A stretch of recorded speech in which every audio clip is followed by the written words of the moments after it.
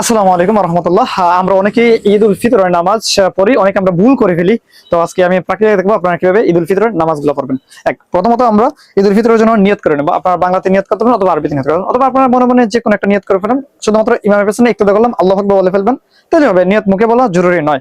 ওকে, আমরা প্রথমে আল্লাহু আকবার বলে নিলাম ইমামের সাথে, আল্লাহু আকবার।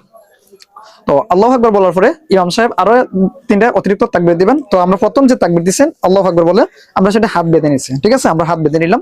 তো আবার ইমাম সাহেব বলবেন আল্লাহু আকবার, আমরা হাতটি ছেড়ে দিলাম। ওকে, আবার বলবেন আল্লাহু আকবার, আল্লাহু আকবার, আবার হাতটি ছেড়ে দিলাম।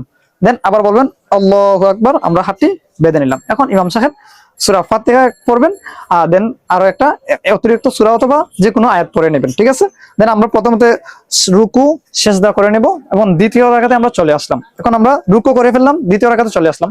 দ্বিতীয় রাকাতে ইমাম সাহেব সূরাতুল ফাতিহা পড়বেন এবং যে কোনো একটা সূরা পড়ে নেবেন।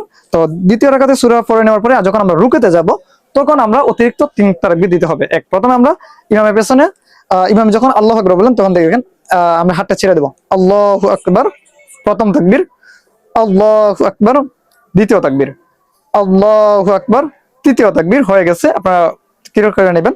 দেন যখন আবার বলবেন ইমাম সাহেব আল্লাহু আকবার, তখন আমরা সরাসরি রুকুতে চলে যাব। আল্লাহু আকবার, তখন আমরা রুকুতে চলে যাব। দেন আমরা রুকুতে উঠবো, উঠে আপনারা দ্বিতীয় রাকাত পূর্ণ করবেন, সালাম ফিরাবেন। দেন আপনাদের ঈদ উল ফিতরের নামাজ সহিহ হয়ে গেল।